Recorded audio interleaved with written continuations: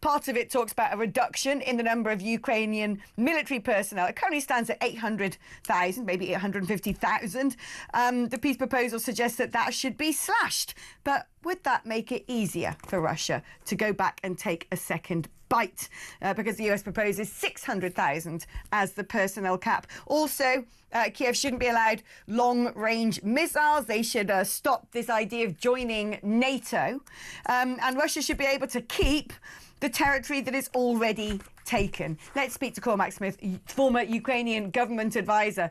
I mean, certainly, look, it's become, I think, a pragmatic viewpoint to suggest that at this point, we're, just giving Ukraine more and more and more and more missiles is not going to necessarily end the war, but perpetuate it.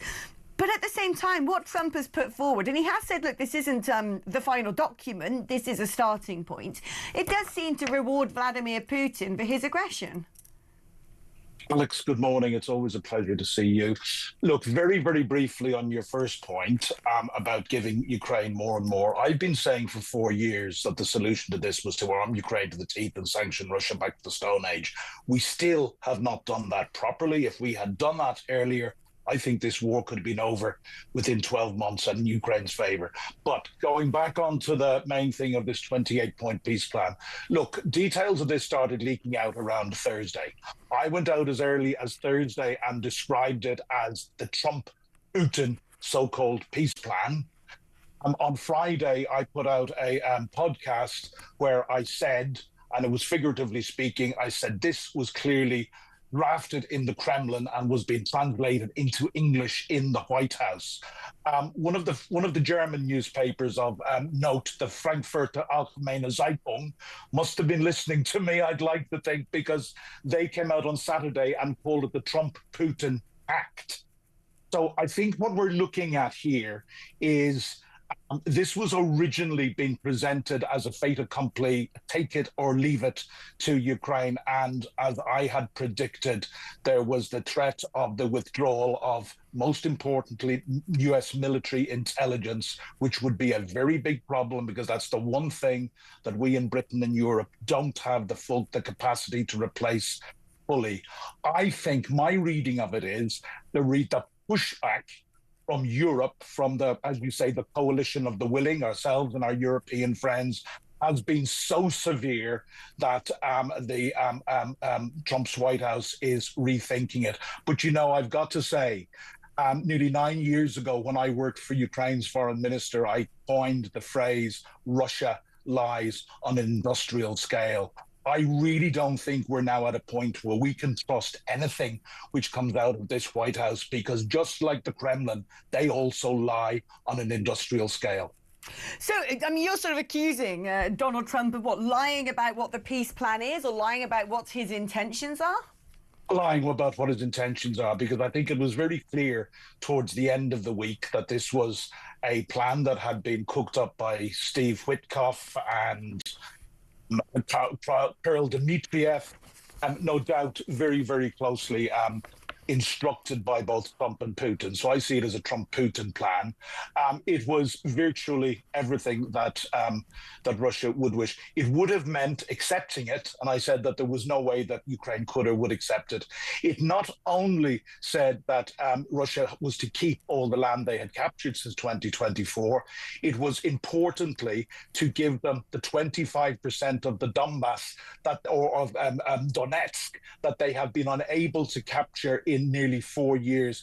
And it's very important for listeners to remember this, that this is a critical 25%. It is heavily fortified. And it was Alexander Stubb, the president of Finland, who recently described that 25% as the highway to Kyiv and indeed a gateway to the rest of Ukraine. So combine that with limiting Ukraine's military and cutting it by a factor of 2.5, I heard, and not allowing them have heavy weaponry. This was simply going to leave Ukraine as a sitting duck for when Russia decided to come back and take more, which is exactly what myself and everyone I speak to believes they will, because that's what they have said they want to do. Putin does not recognize Ukraine as a real country. The difficulty is, it seems that we found ourselves in a bit of a stalemate. I'm minded to agree that we had all this prevarication at the outbreak of war, particularly from our continental partners, the UK much more forthright and clear about the need to help defend Ukraine. But hey-ho, we rumble on. We still haven't given enough. We've now found ourselves in a situation where, like you said, we need the American might if we're going to be able to help Ukraine push Russia back. That isn't forthcoming. There's now an increasing amount of fatigue about this, not just in America, but across Europe. So what on earth can we do? It seems to me like we're stuck between a rock and a hard place, or at least President Zelensky is. Is there, do you think, progress to be made on this proposal, that we could find ourselves in a situation where we can find a resolution? I think it's inevitable that some sort of a peace deal, which will not be ideal for Ukraine, may well be signed up to in the end, but it certainly won't be this one. Could I say something, Alex? You know, you talk about how we simply cannot do without America. We may have to do without America. And I mentioned the critical importance of America's intelligence sharing. But, you know, things have changed drastically from the start. Ukraine is now producing far more, over 60% of its full frontline armaments. It's now producing itself. Europe has stepped up massively.